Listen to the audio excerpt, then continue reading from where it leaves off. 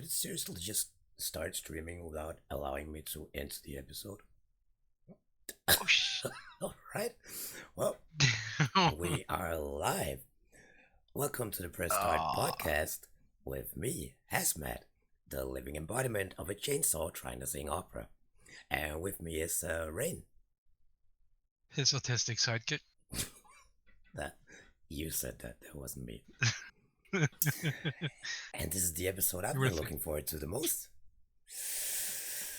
Metal, Same. the big one, Metal Gear Oh yeah. Solid, the true classic, the PS1 classic.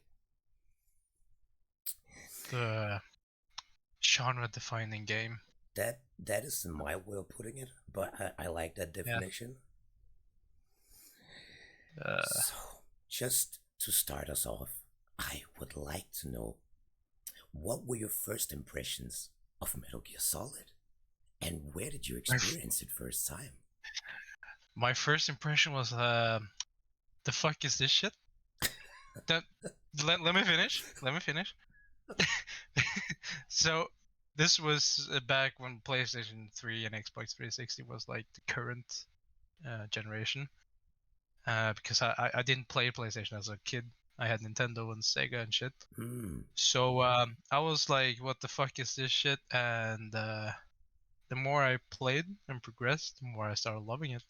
And like when I was halfway through the first game, I bought all the other games, like the HD remasters of 2, 3, Peacemaker, and then I bought 4, But and your so on. but your initial reaction was, "What the fuck is this shit?" What was Yeah, off-putting? because the controls. Yeah. Because that's one thing with this game that didn't age well. Oh no, yeah. We'll get to all that later. Don't worry about it. I I tried this out. In tech stores back in the days in the mid 90s, you would have that console out where people could try out video games. No way. Yeah, they had Metal Gear Solid on display, and every fucking day after school, I would go there to play it, and there would always be some asshole who had overwritten my save game on the memory card, so I had to start over again. So I think I played the docs that is going on in the background here. I think I played for the docs 100 times. I'm not even exaggerating. So you know the intro very like in and out. Yes, dude, I don't know where the fucking beat of the song hits whenever Snake emerges from the water and all that shit. It is fucking ridiculous. I've been through the dock so many times, but the fun thing is that I played it at the tech store, which meant that when I finally when I sacrificed 8 months of allowance to buy the game and finally got it for my PlayStation at home, I was um I was immediately turned off by the guard going, "Huh, what was that noise?" I was like, "Is that what they sound like? That sounds so fucking stupid." and, and I remember complaining to one of my buddies that I was like, "Man, the sound design in this game fucking sucks." And he was like, "What are you talking about, dude? The sound design is probably the best of this entire game. It's the best sound design ever." And I remember feeling so embarrassed about my hot take that, that I immediately went home to play it. I literally skipped school and I just sat there listening to the game. And I think I've been around 8, 9 years, something like that. And I just remember feeling so stupid. I was like, man, he's right. Now that I listen to everything, the sound design is fucking amazing. I wish I could experience this game as a kid. It's so overwhelming as a kid as well because you already Yeah. like your attention span is so short and you have no idea what's going on, and then there's the language barrier as well, like English not being your first language, so there's the problem Hmm. with that as well. But yeah, to experience this as a kid again would be amazing. I can imagine. Like I was pretty much I was at least 18 or 19 when I no scratch. I was maybe 19, 20 when I first experienced it. if you So had to yeah. if you had to make one thing about Metal Gear Solid that makes it stand out from all the other PS1 titles at that particular time, what would that be? The writing maybe, Yes, I would exactly say the writing as well, because we, and like yeah. the just the creativity of it. Mhm. Like yeah, I just love how the Patriots, or the whole thing about the Patriots, that nanobots restrict you from saying the Patriots. You just say lolly lule low, and just that part is like, mm, it's spot on. It's so good as well because when I remember back, when I think back to Metal Gear Solid, it's not like we didn't have story driven gameplay. Like I'd played Resident Evil before this, for example. Sorry, but it's not like Resident Evil was an amazing experience in terms of writing. No, Metal Gear Solid, on the other hand, it was it was like playing a movie.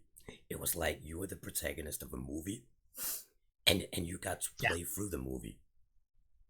yep, Not that the script wasn't that's right. like the script was on point, but so were the characters and the motivations and the voice Voice acting, acting, the voice acting as well.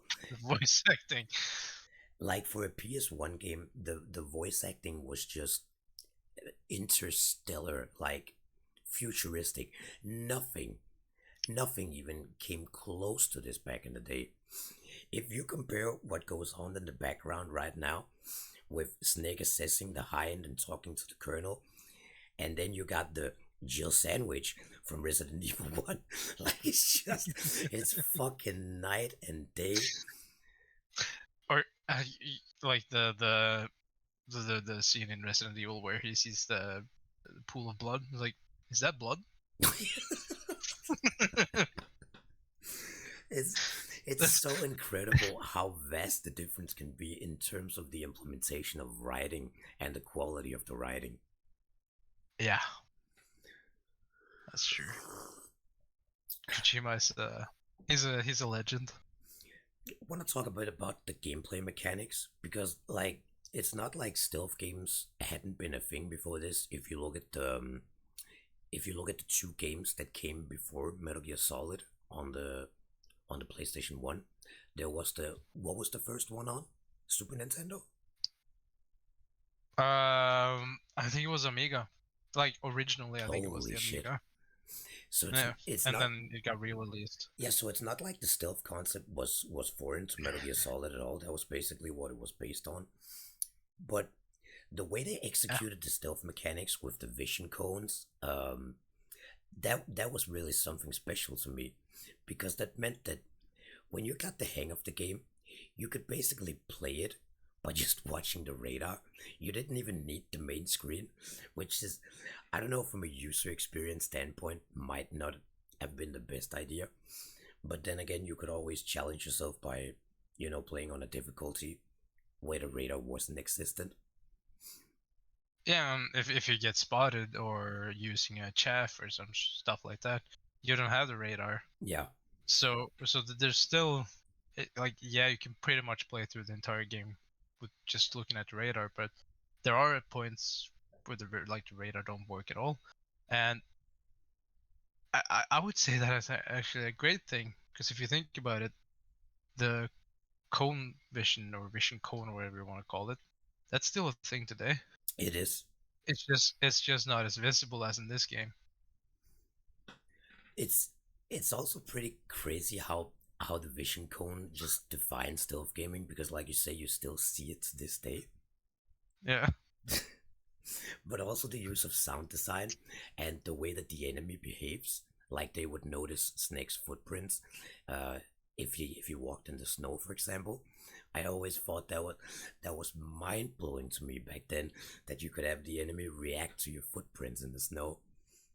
It's funny how such a the, little thing can make such a big impression.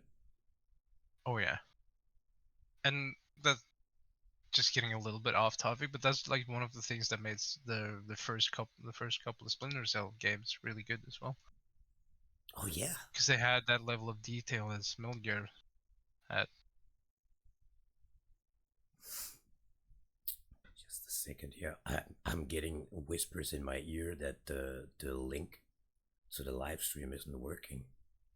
Oh shit, that's embarrassing. Oh, well, it seems to be working. I just opened it. It seems to be working just fine. Uh, I don't know what the problem is. It's working fine on my end. It works for me as well. I think that might be a. Thank you, Eli. Thank you. That might be something on your end, Fluffy. I don't know. It seems to be working fine here. Just scroll down there, and we are Gucci. Excuse me. Just have to close the live stream again because I don't want that running in the background. Okay, we gotta talk about the heart of the Metal Gear Solid because there might be the stealth and the sound and the gameplay action, all of that shit, but the heart of Metal Gear Solid is the script, the story. Oh yeah. It, in terms of writing, can you think of any PS1 game that even comes close to structuring a narrative like Metal Gear Solid did at the time? No, I can't. I not even today. Because the only one that comes close to me, and that excludes the voice acting because usually horror voice acting tends to get really cheesy. But the narrative of Silent Hill 1, if you look past the cheesy voice acting, the story itself is immaculate. But there is nothing, I haven't experienced anything that has pulled off a story on the level of Metal Gear Solid. It doesn't even come close. No, and it's like the creativity of it as well. Yes, exactly, the creativity. So, as I was talking about, still the Patriots. It's it just got me so good. I think what works the best for me is Kojima's ability to walk that line between believable reality and science fiction. He has a lot of Yeah. implementation in his games that he makes seem very futuristic, but also not that far out. Yeah, like the codec. The codec, for example, and how nanomachines work, and the whole idea of launching the nuclear warhead from railguns, basically turning it into high velocity artillery. It's it's just he has an amazing, brilliant mind for storytelling, and the depths he goes to, like in terms to tell the story, is also just incredible. I just can't even begin to imagine what he will do with his new stealth game. Like if you compare, like if you just look at the first Metal Gear Solid and think of what can that guy do today, Yeah, because you have seen Death Stranding, right? yeah. It's the gameplay, but the story and the script and just the world building and everything. That's it. That's Yeah, not on I haven't played it. I on just par saw with Metal the Gear Solid. yeah. I just saw it when it came out that there was so mixed reception to it. Some people called it a walking simulator, a hiking simulator, And is Metal Gear Solid any different? isn't it? I'd You do a say lot of walking. I would say it's vastly different. Like in Metal Gear Yeah, Solid, you I guess. traverse small areas, concentrated Yeah. areas with guards. But I haven't played Dead Stranding, so I don't have a enlightened perspective to go from. Hmm. But we can't dive into Metal Gear without talking about the main star of the show, Solid Snake, the character defining protagonist, the all time grizzled soldier badass, voiced by none other than David Hayter himself.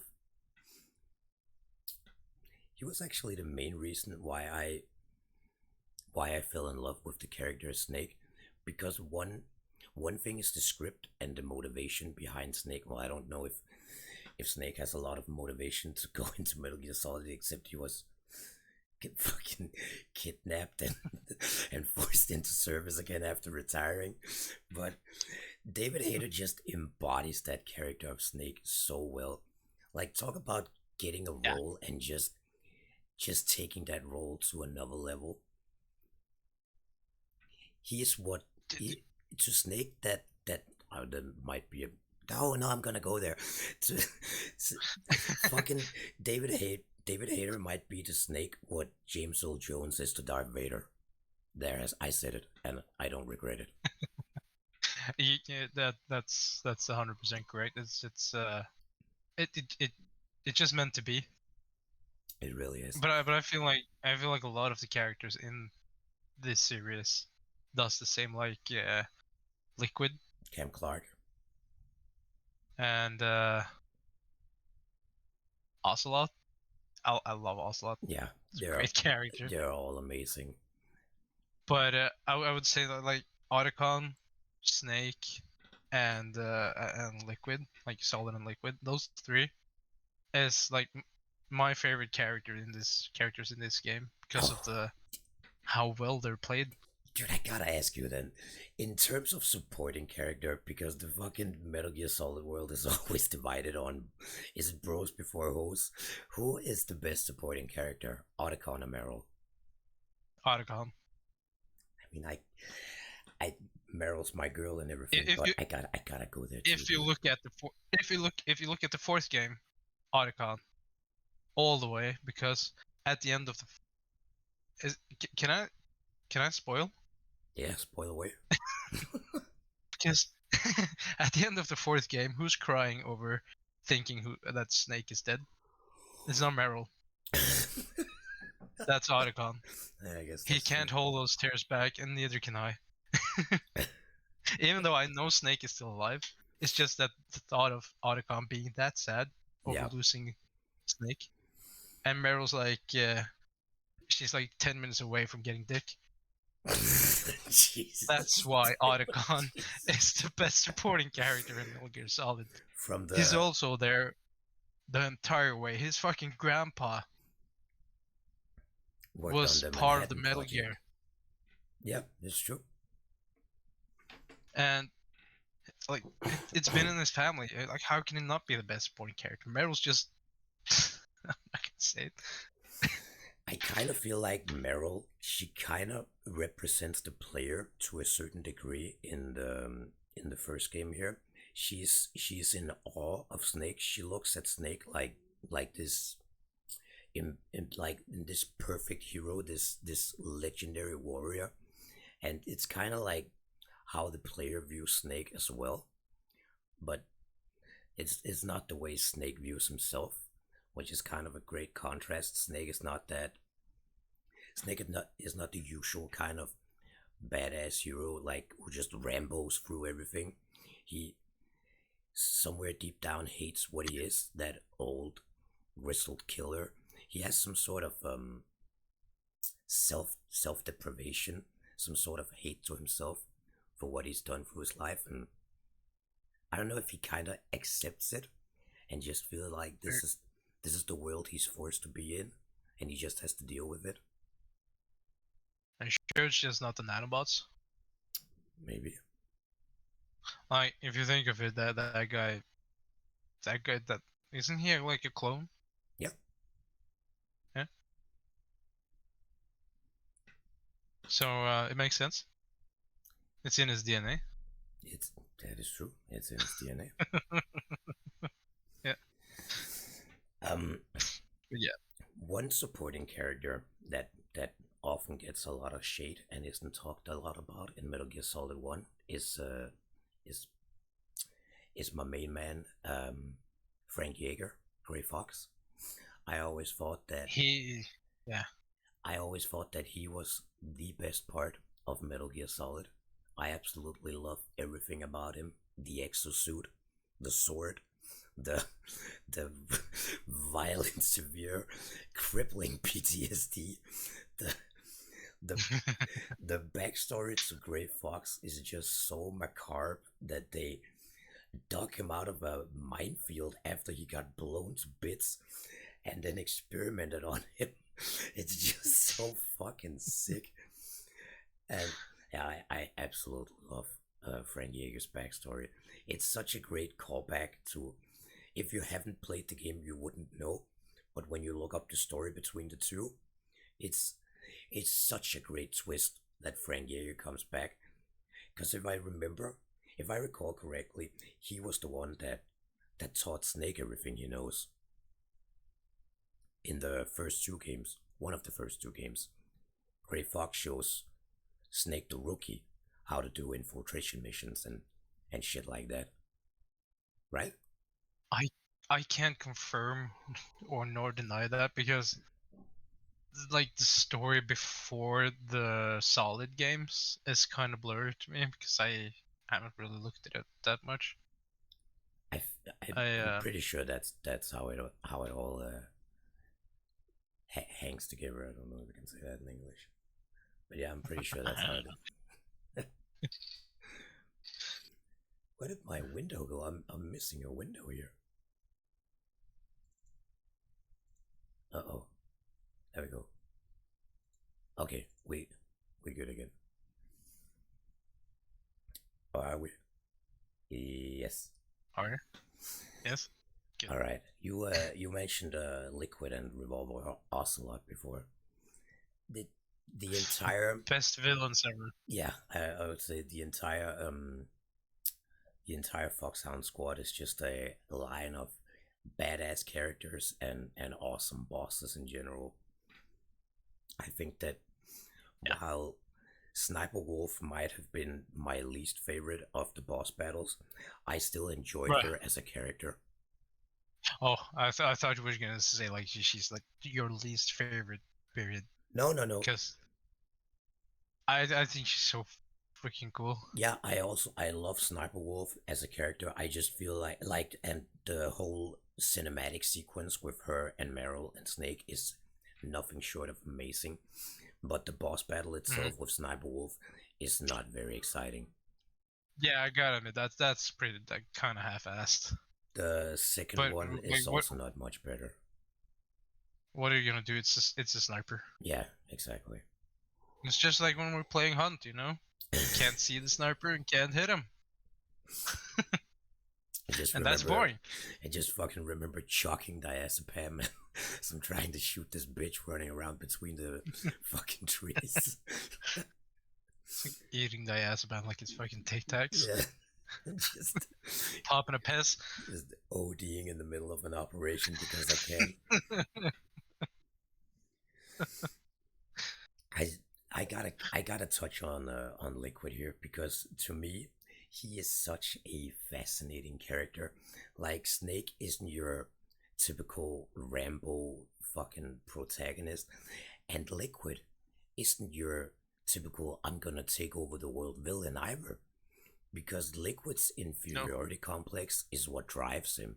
His his lack of being good enough and created to be nothing but the enabler to be to create Snake is such a great motivation as well, that he's just trying to it sounds so childish but basically prove himself good enough and surpass Snake. Liquid's basically has daddy issues. Yeah, I guess that's the He's like, perfect way of putting it. Yeah.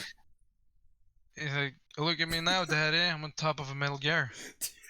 Dude, that's so disturbingly spot on. And like you can see it in like basic genetics is that blonde hair usually recessive genes, while dark hair is the dominant genes. Oh, holy fuck. And you have Liquid with his blonde hair, and you have Snake with his brown hair. That's such a It's good detail. I didn't know that. it's always been there. And And but if you yeah, look at it right, Snake wasn't created with the purpose. No, Liquid wasn't created with the purpose of creating Snake. They the two brothers, Liquid and Snake, were created to create Solidus, right? Isn't Solidus the Solidus is Solidus the is the perfect one. Yeah. yes, exactly. And they were created to create him. So while Hmm. while Liquid's inferiority complex might have merit, uh, Snake should have Snake should have been there with him as well, but didn't accept it in some way like Liquid did. He wasn't defined by it or confined by it. Did he even know? No, I don't think he did. Because they were separated at birth. Yeah. But were there triplets? Yeah, if I remember correctly. Because Solidus is old as fuck. Yeah, but they all have that rapid aging thing, right? Yeah, so wouldn't that make Solidus a bit older? Well, Right, I mean, if he's born delayed, that would make him younger, but his aging thing might be accelerated. Yeah. Do we have to consult Google on that one? I'm just gonna have to take a look at his age. Like he's born in 1972, all right? I actually don't know. Yeah, they're both born in the same year. So yeah, it's the aging of the cells, the rapid aging. So they are all the same age, So- but Solidus just looks older because of the rapid aging. Yeah. So Huh. wouldn't that make Snake the perfect clone because he's the last one to like rapid age? But isn't that the whole defining character trait of Snake? Never accepting your destiny and to choose your own destiny, define who you are. Isn't that the whole defiant personality trait of Snake that might set him apart? I guess. Maybe Kojima is trying to tell you something about living your own life here. No? Is it not I don't that know. deep? Maybe. It could be that deep. Like it's Kojima, so yeah, it could be that deep. It could be that deep, definitely. Yeah. In terms of what we're looking at right now, it's so weird to look back at Snake talking to Decoy Octopus here. Spoiler alert if you haven't played the game, but then again, if you haven't played the game, then fuck you. Looking back at this, and I was fucking blown away. Like, you can see the tattoo on Meryl's arm here, and I was just like, oh my god, the level of graphical fidelity. Like, and then you look back at it now and you're like, holy shit. This got in every Danish game magazine you can imagine, this got 10 out of 10, 10 out of 10, 10 out of 10. Never seen graphics like this. Unbelievable graphics.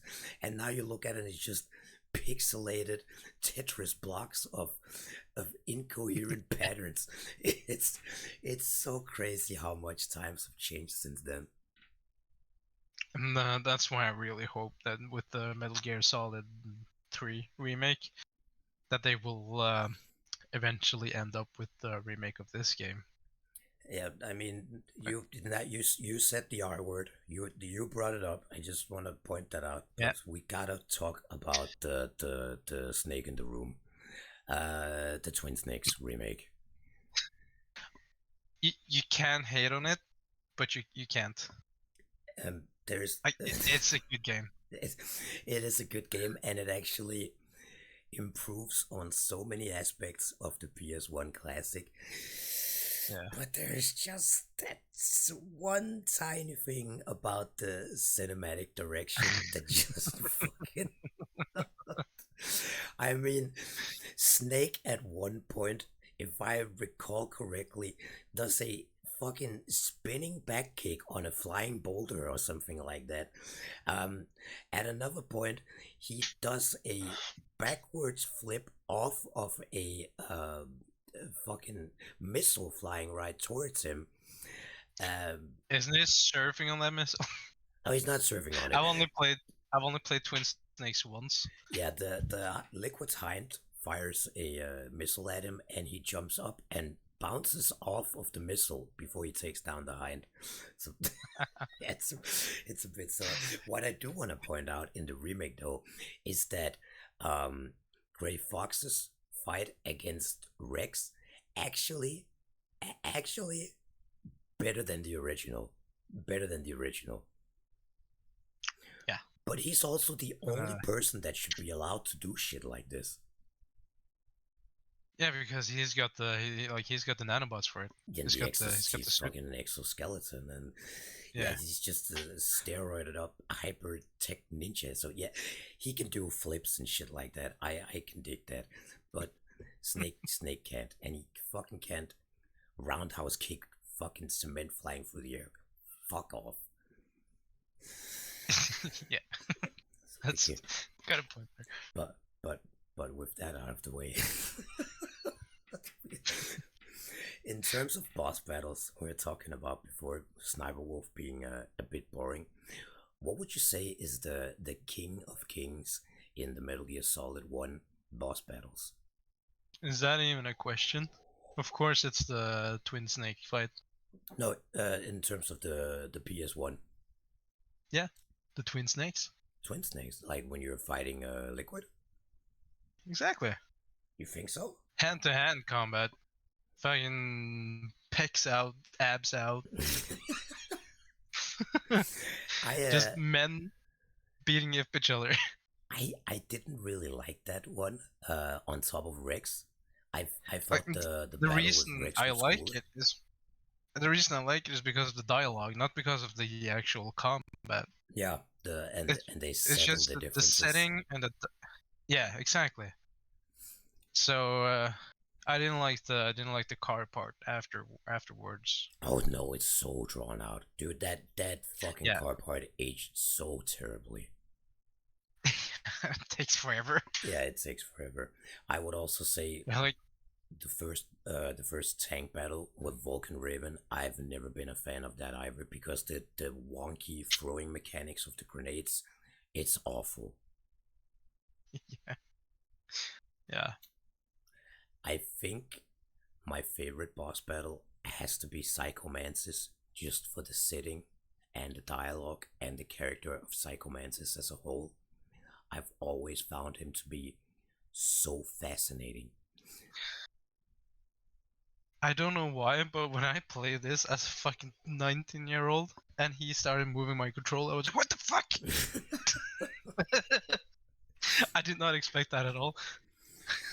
It's a pretty funny thing as well. The whole switching around of the character, not the character of the controller Yeah. ports, having to switch those around. That was a pretty funny gimmick as well. Mm-hmm. But I think just as a whole, Psychomantis, the way he behaves, that he can read Snake's thoughts, I fucking love that. It's also one thing I love about these games. It's how they break the fourth wall. Yeah, they do that They're really like, well. check the back of your manual. All right. Because Snake's just gonna do that. Let me just get my manual out of my tight suit.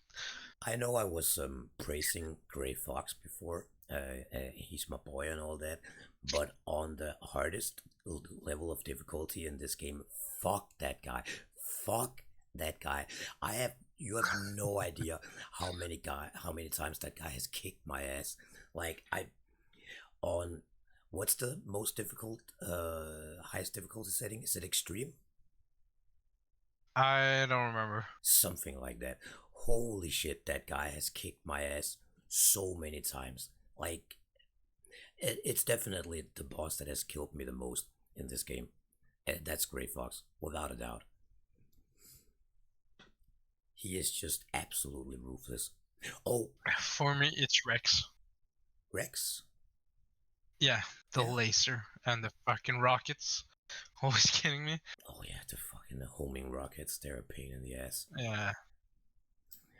I am speaking of Gray Fox, in terms of the remake, Gray Fox killing all of those soldiers down in the corridor leading up to Otacon's laboratory. That part is also amazing in the remake. Yeah. Because they don't show it in the original, which I guess it's great in terms of mystery and character building. But there's just something so fucking cool about seeing Gray Fox kill those soldiers. He's just such an amazing character. I can't get enough of the sword. When they allowed us to deflect bullets in the second game by unlocking the katana, oh my god, no. I was sold. I was absolutely sold. Actually, Now that I think of it, I think my first game was Metal Gear Rising. What? I, like when I just seem to remember that like I love Devil May Cry, absolutely fucking love it. Just Oh, everything about Devil May Cry. you never played this as a kid? No, Oh, I didn't get to play this as a kid. okay. Dude, I thought you meant when you were talking about that. I thought you meant to replay it as a kid. So, Oh no, I never got to play it as a kid. oh, okay, but then you at least got to experience the story from a coherent level of English. Yes, That that's must true. have been nice. Yeah. So like I'm not 100% sure, but I seem to remember that I started out playing Metal Gear Rising, or like Revengeance, because I love the hack and slash genre and the character action games, uh, and that's why I love Infamous and Devil May Cry, Ratchet and Clank.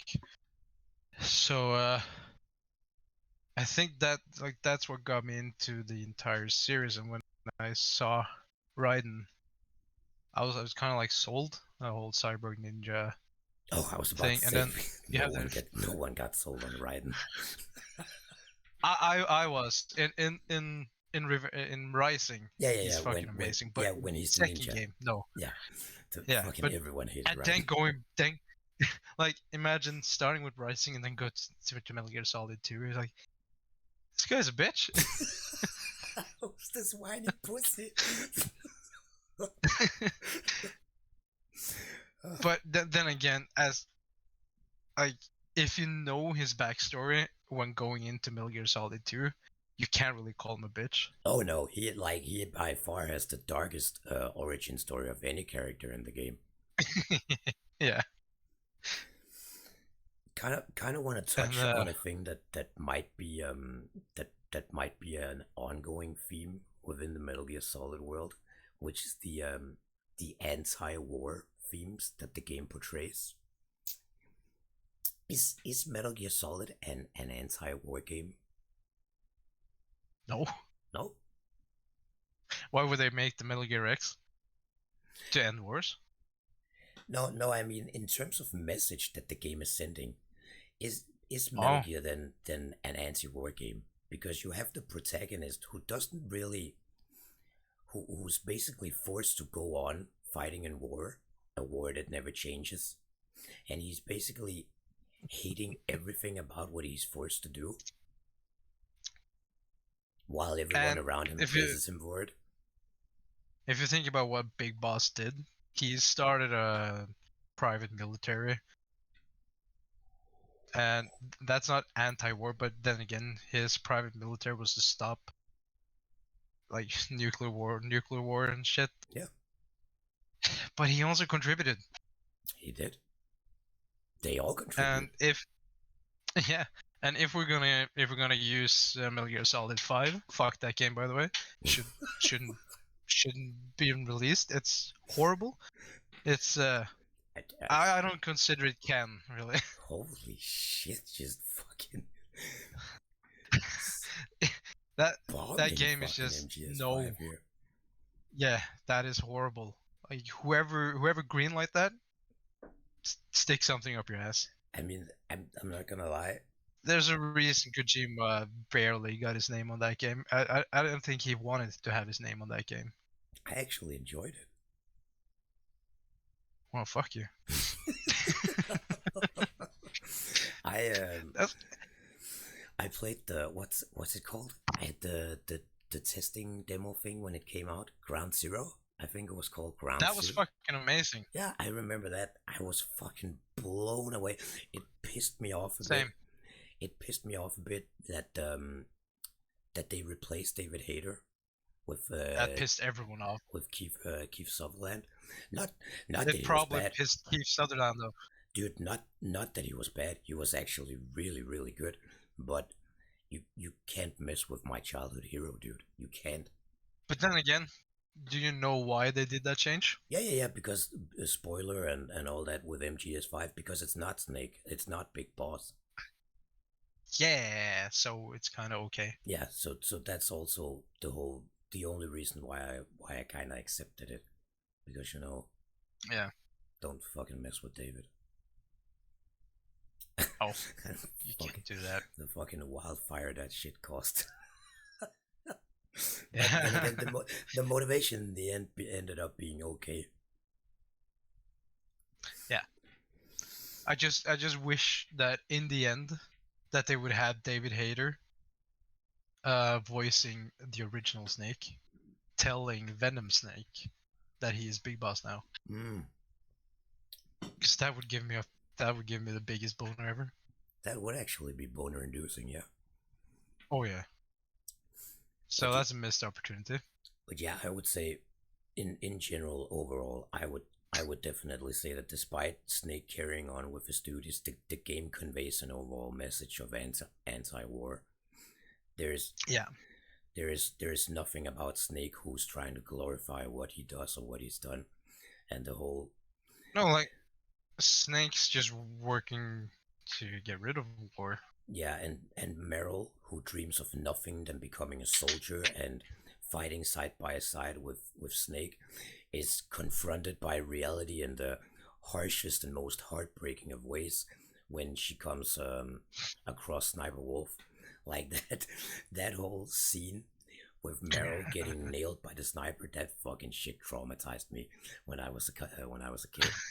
I remember getting teary eyed, and you have to leave her behind, and Snake trying to stay calm while she's talking and bleeding out. Dude, that shit was fucking awful. It's so well written, and it's that it's that moment where Meryl has been defiant throughout the entire game, not listening to Snake and being so headstrong and wanted to lead the charge in the attack. And when she finally realizes that she's not cut out for all of this, she just gives up and accepts death. Like it's so heartbreaking. Yeah, it is. Yeah, it's fucking awful. So you have someone in the chat. He's got a really good point.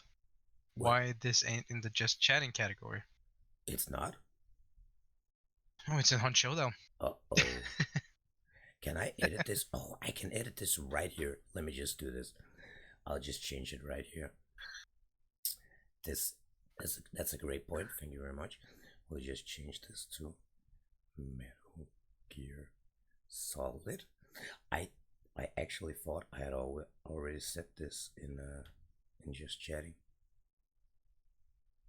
And there you go. And bada bing, bada boom. Am I allowed to say that when I'm not Italian?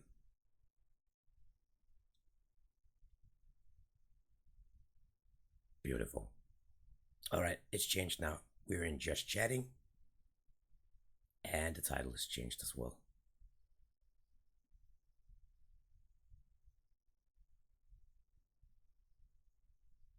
What? What just happened? I think Rain just died. Just hang on a second.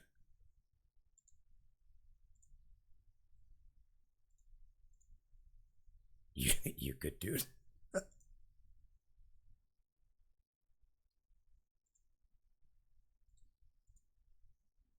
I think we lost Rain.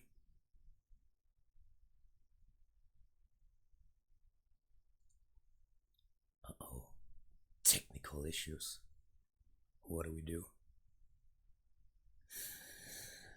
Excuse me while I try to fix this. Let me just. What is going on here?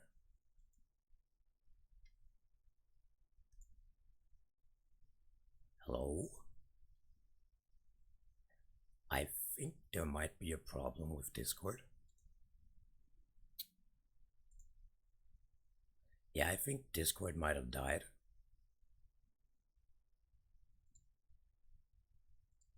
Should just sit here and talk to myself then.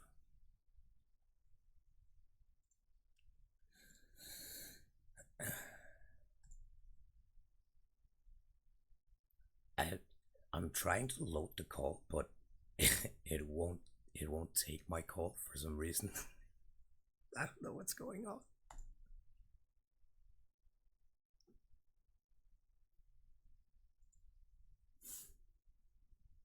Rain, if you can hear me, try joining one of the audio channels in uh in the Discord, and I'll get you in there.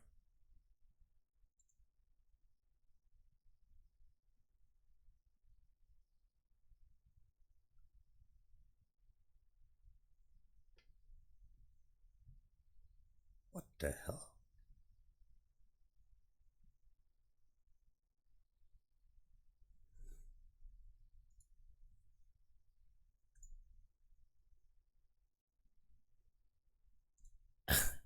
I got all of you. At least I got someone in my life, right?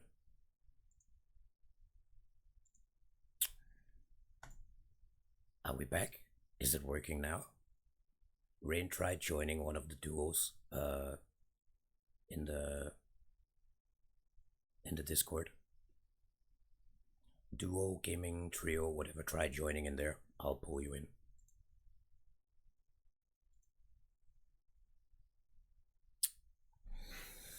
It's not even loading messages. Like I can't even see the messages.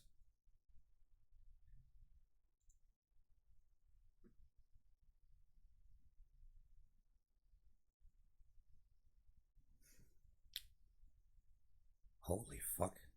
Just want to point out we got a celebrity in chat. Birch, I haven't seen you in forever. Glad to hear you're enjoying the technical difficulties, Tamond. And thank you for stopping by. That might also just be my network that's dying. I can't. I'm not getting message. Hey, are we back now? Hey. Hey, Yeah. there we go. Hello. Yeah. I don't know what the fuck just happened, dude. You just left me hanging after I tried to ask you a question. That was Sorry, not nice. what was the question? I wasn't trying to be I rude. wanted to. I know that.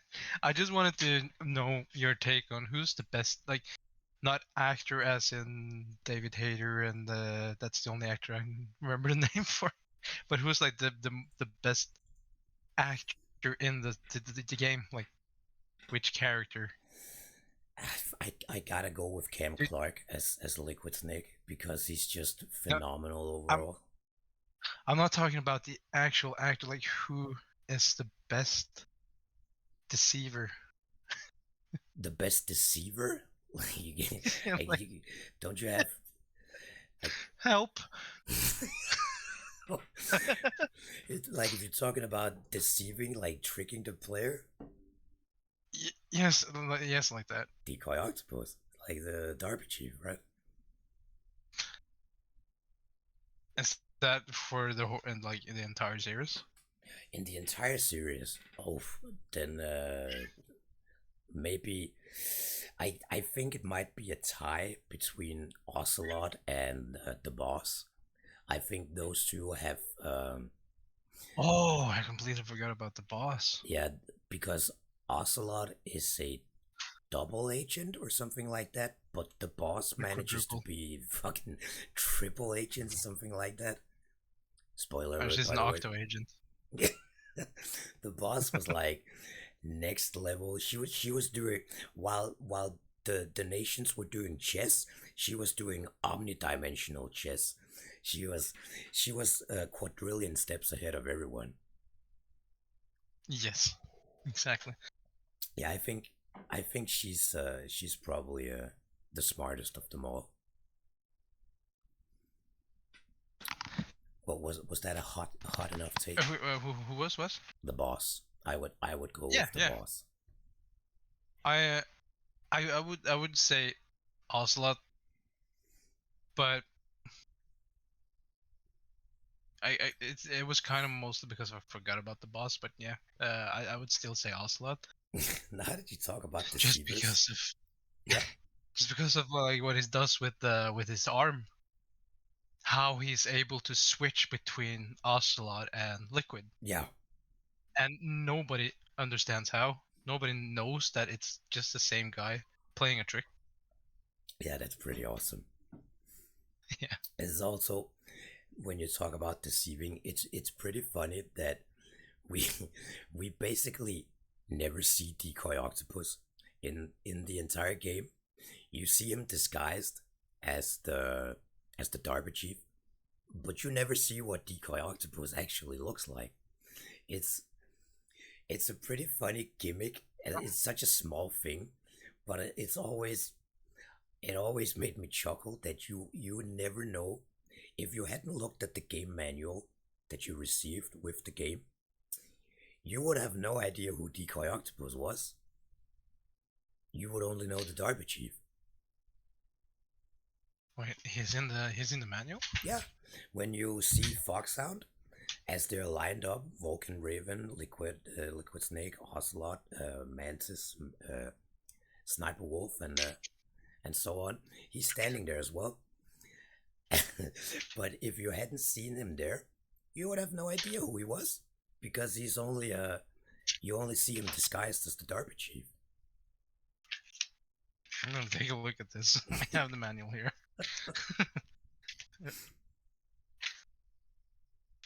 Wait for it.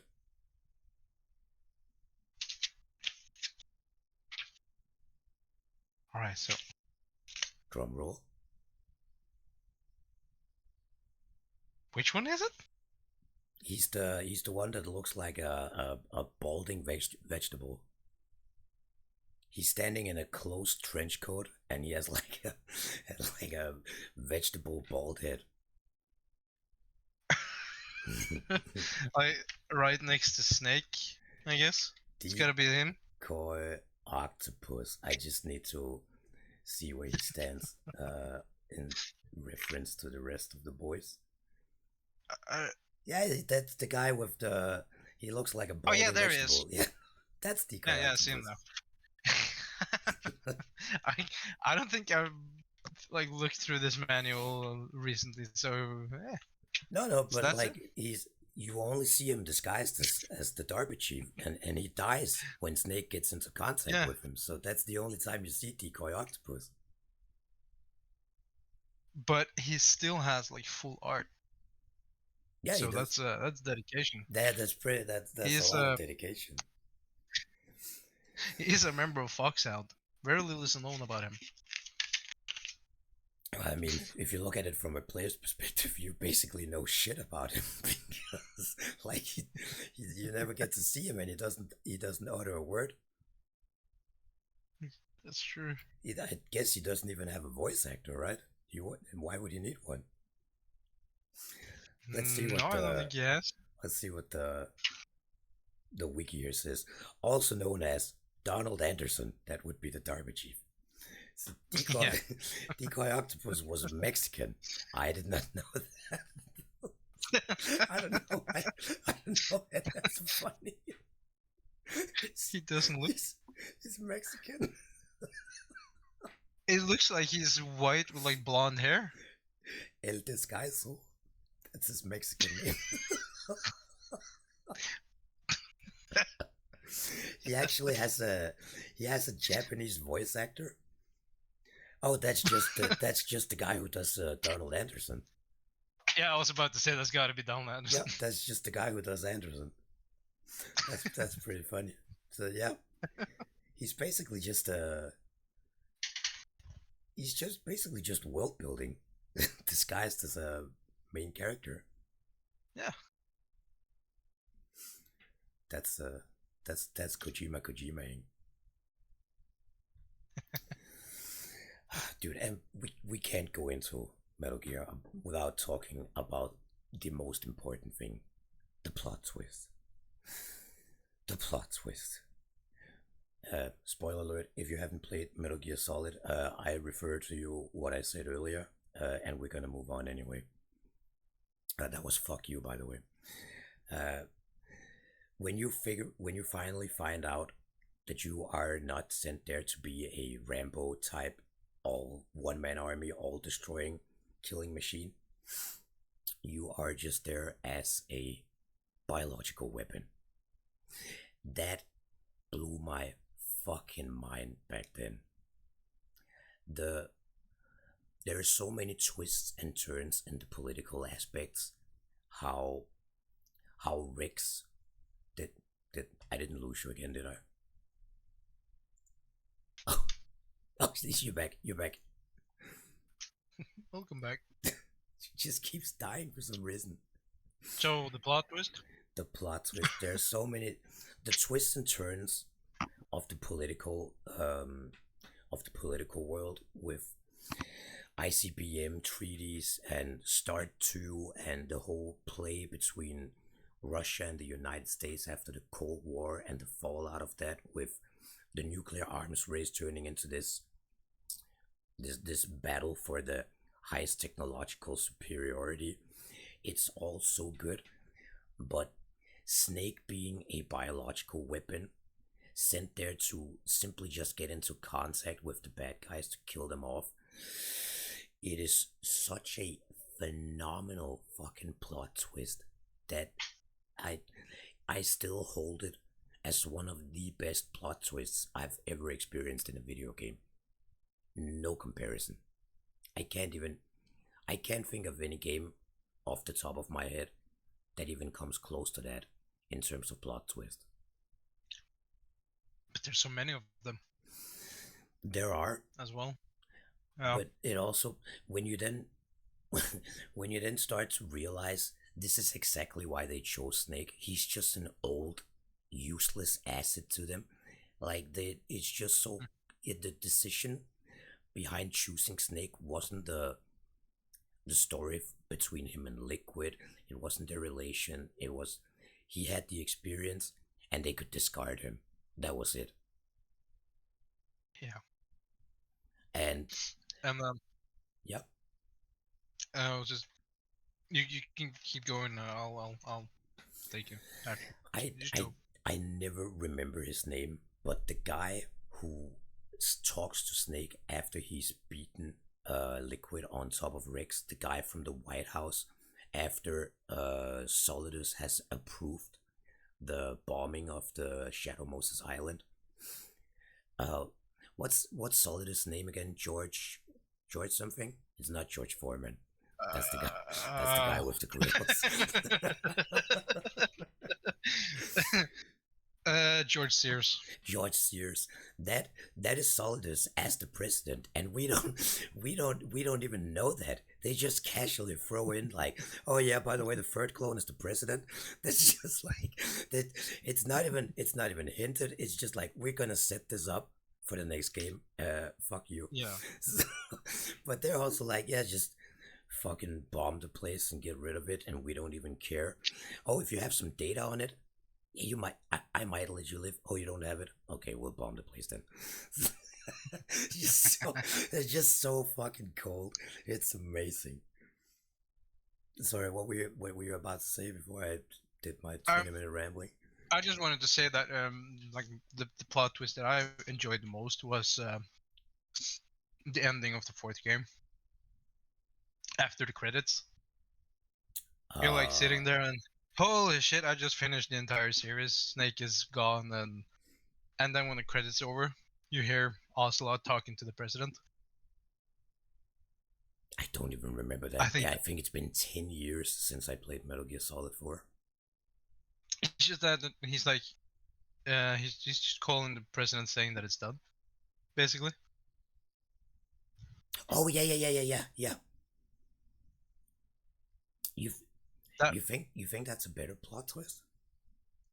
No, that's just my favorite plot twist. That's the plot twist I enjoyed the most because throughout the entire series, you see Ocelot as a bad guy, and then you see him as a crazy guy who thinks he's Liquid Snake.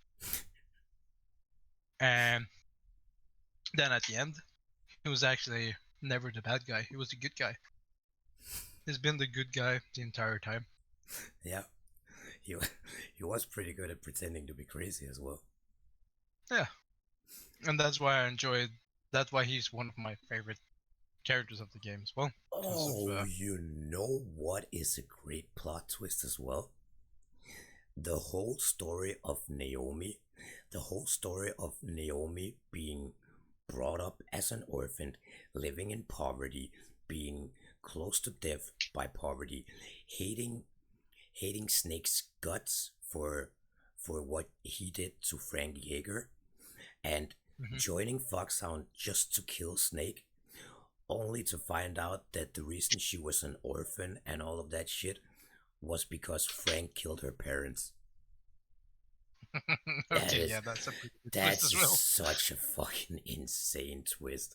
That when he tells her that and the music kicks in, and oh my god, dude, Gray Fox is just such a tormented character. It's so heartbreakingly good when Yeah.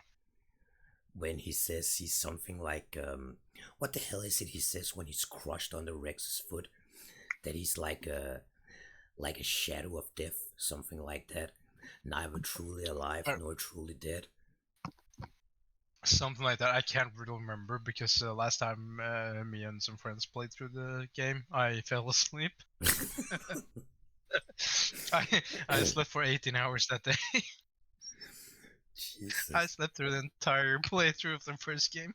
Yeah, I always Snake is the main character of Metal Gear Solid, but I think Gray Fox reigns supreme as my favorite character within the game. I think he's just so he's one thing is how tormented he is, but he's also the exoskeleton and the sword and everything. It's so fucking awful he died because a spin-off with Gray Fox. I know they tried to do the whole Raiden thing, but They should Gray have done it with Grey Fox oh, instead. Gray Fox would have been so much cooler. So much Yeah, cooler. I also I also think because they really Raiden. don't dip into Raiden's backstory No. in Rising. That they just call him Jack the Ripper, and he's like, "I'm not Jack the Ripper anymore." Yeah. So you get like small bits of information from his like his childhood, but not enough to put all the pieces together. It's also when you look at Raiden as a character, I think that he's without a doubt tormented, but he's just he doesn't come across as such a ruthless, vicious killer like Gray Fox does because he's so psychotic and twisted by his post traumatic stress disorder, where Raiden seems a bit more of a Have you softie. have you played Rising? No, I haven't. So basically, what I've collected of the information by playing through the games, that the reason he doesn't seem fucked up like Grey Fox is because of the well, first of all, it's because of the nanomachines. In Rising, he tells his crew to turn them off because they're pain suppressing. So he gets stabbed like 100 times, and he can feel every stab, and that's when he turns back into Jack the Ripper. Dude, he truly is the emo of the Metal Gear Solid series. He, He's a little cutter, he is what he is, is. yeah, he is. So what I think is that as long as he doesn't experience pain, he can keep that part of him hidden. As soon as pain is something he like, when he experiences pain again, he turns back into what he used to be. It's not a face, Rose. God. God. All right, I want to touch on the on one thing here. What are some of your favorite moments from the game Metal Gear Solid? If you have to choose some highlights. Oh, it it's gotta be either when you emerge from the water in the first game, That's good. or when Snake in the fourth game goes back to Shadow Moses, No, you can only choose and he has from the first these. game. Oh, only the first game. Only All the right, all first right. game. Shit. Well, I think the uh, first time you encounter Gray Fox, is among one of my all-time favorites, and that's not just within Metal Gear Solid. That's just video games as a whole. The whole dialogue between the two of them, Snake not knowing who he is, and Gray Fox just being hell bent on getting this one last battle in with him. It doesn't matter if it kills him or he kills Snake. He's just there for that one fight. And the whole dialogue is just phenomenal. Phenomenal. yeah. So if we're only choosing the first game, I think that's gonna have to be the intro, just because I'm such a fan of music in games. Yeah. If if they have good music in a game, I will most likely like that game just because of the music. Oh, Oh, I'm just gonna jump here for a second. In the video you're viewing right here, Snake just put the suppressor on his SOCOM pistol, and that pissed me off so much back then because you can't remove it now. It's there. The suppressor is on the SOCOM pistol and it's not going anywhere. You are stuck with it. It's like that suppressor is the stepchild of the Metal Gear Solid series. It's not going anywhere. why is that such a problem? I don't know. I just want to be able to take it off if I don't want to shoot people in silence. Maybe I want to hear when I shoot people. So, I don't know. That always infuriated me so much that I can't remove the fucking suppressor. God fucking damn it. Sorry. Just a bit of rant here. Of all the things, it's the fucking suppressor. So, favorite moments, you were saying?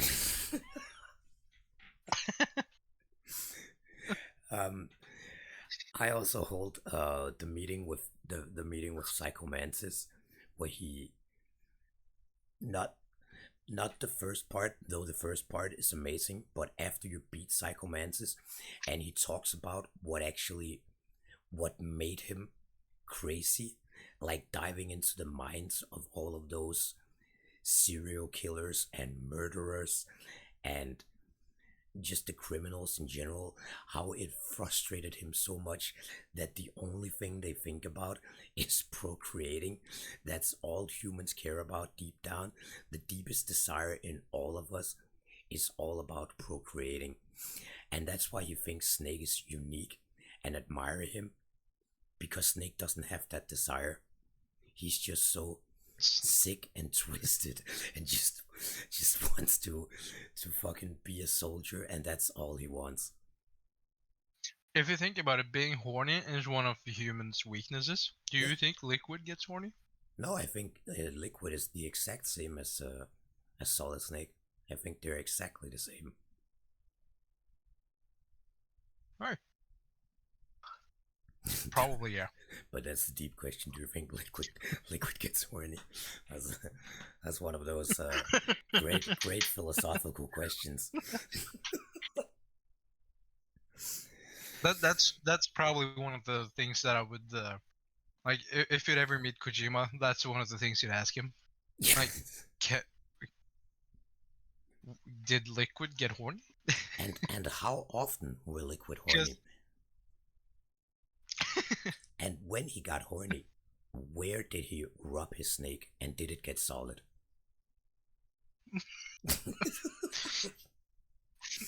his name is kind of implied that it's that he has some problems getting it up. Yeah, sounds like it.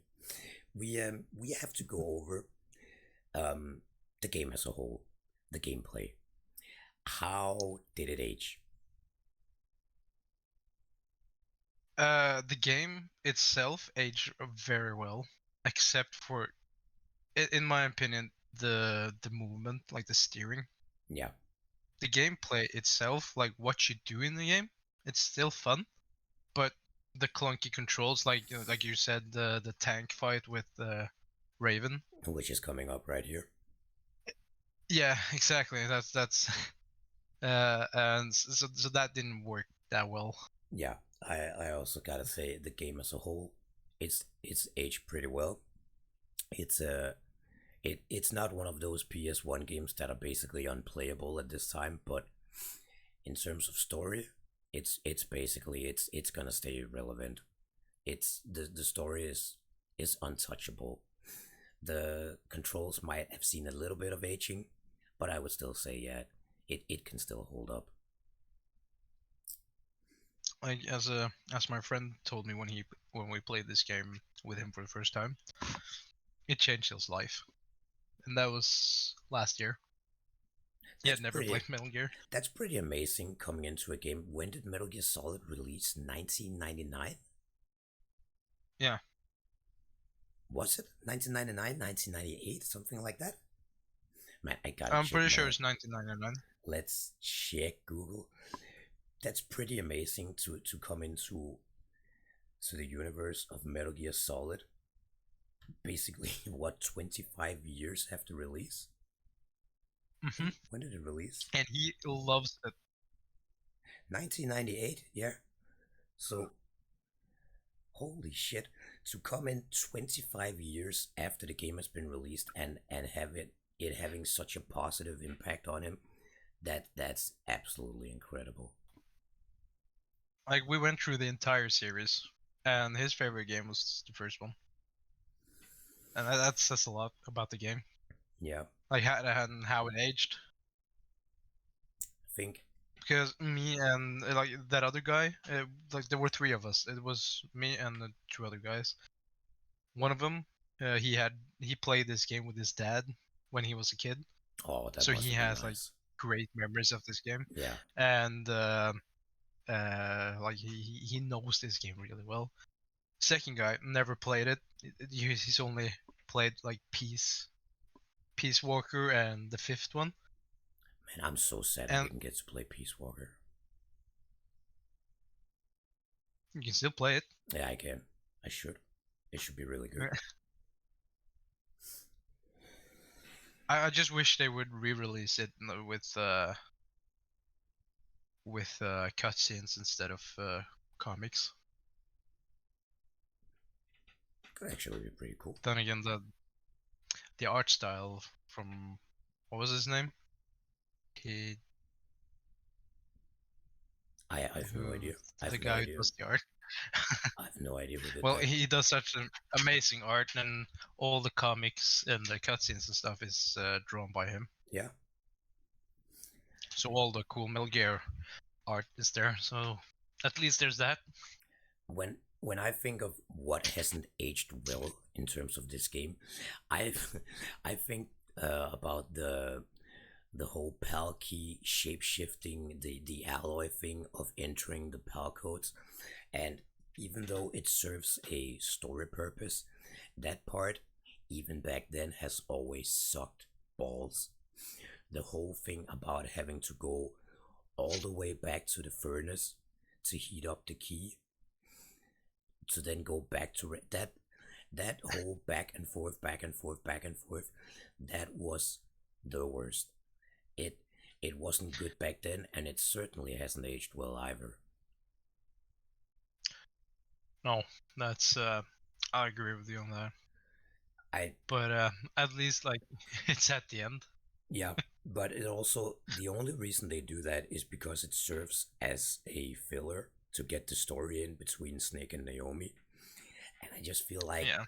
that could have been done in a much better way, in a much more in a much better way that wouldn't suffer so much when you replay the game because you can kind of accept it first time, but the second time, and even if you fuck up in the first time, like I remember I did when I got back to the furnace and I heated up the key, and then I used too much time getting back, so I had to go back to the furnace again. Like, oh, you just want to fucking kill yourself. That part nearly wanted me, like nearly got me, like stopped me from playing the game Yeah, entirely. that When I played it the first time, I was like, ah, I don't wanna. and the freezing the power card isn't that bad because the Raven battle is right next to Rex's lair, but the furnace is two long elevator rides back. it's, Yeah. it's just horrendous. But I gotta say, if I take that out, I still find so much joy in Metal Gear Solid One. There's still there's still occasionally times where I would just like we're watching right now, where I would just not look at the gameplay, but I'll just go back and look at the Metal Gear Solid as a movie, and I'll just listen to the codec calls and the movie sequences just to experience the story again because I enjoy it so much. It's just it's really one of my greatest childhood memories. I put this Sometimes I put on a playthrough to sleep. really. Yeah, like Some people put on music or a podcast when they want to sleep. Sometimes I put on the playthrough of Metal Gear Solid, That's awesome, dude. and it could be like that. That could be any game, but mostly it's the first game because I just love the intro, the music. Before we end all of this, I kind of want to hear how has Metal Gear Solid impacted your gaming journey and how you perceive video games as a whole. Um, Pretty like that has had a huge impact because Kojima has like this. There's something about his games, gameplay and story and writing and everything that no one can compare. I agree. I also think that in terms of what I expect from a story writing standpoint, the bar has been set so high for me as like from an early onset because I grew up with this game. So I Yeah. think that kind of shifted my preference towards a deeper narrative experience when it comes to video games. But then there's also the immense level of quality control, the immense level of, well, I don't even know, like the level of what do you call it when you go into when you have a big emphasis on details, like not just in the terms of graphical fidelity, but also the sound design. Like Kojima just set the bar so high for what I ended up expecting from other video Yes. games. So I think that's really pushed me towards. I've never played games or stuck with games that I felt was kind of just okay. I always wanted the full experience whenever I went through a video game, and if it wasn't top tier in most aspects, I just wouldn't deal with it. Exactly. I Is was like that post the traumatic Kojima they. disorder? That's a good way to put it. Like there's one guy who comes close, but he's not even close, and that's a game developer called Swery. Like his nickname is Swery, and he's made something called Deadly Premonition. I don't know it. Then you have something to do. That's homework. He yeah he had that this he has this world. Have you heard of Twin Peaks? That rings a bell for some reason. It was a series. I think it came out in the 90s with Uh, I think I know the name. I don't think I've seen it. right. Uh, he has built this weird world with an investigator, and he keeps talking to himself, like referring to some Zack character, Hmm. and there's just so much creativity in that entire series. But of course, it's not Kojima. And then we have David Cage, which is like basically it's a basic Kojima. Yeah, Kojima really It's has a pretty basic. wonderful mind in terms of in terms of creative writing. Like I would love to at one point in my life get to like pick his brain a bit just to see how he is as a person. Didn't he write a book? I have no idea. If yes, that I might be think he something I wrote a should dive biography. into. That would be incredible. Just to experience a bit of how he operates as a character and what made Yeah, him into the here person it he is. is today. The book is called The Creative Gene.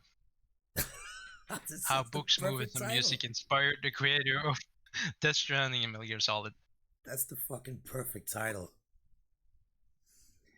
So, so But I would say, all in all, Metal Gear Solid is on my top three games of all times. I fucking people have asked me this a million times, but I couldn't decide between Metal Gear Solid, Resident Evil 1, and Final Fantasy 7.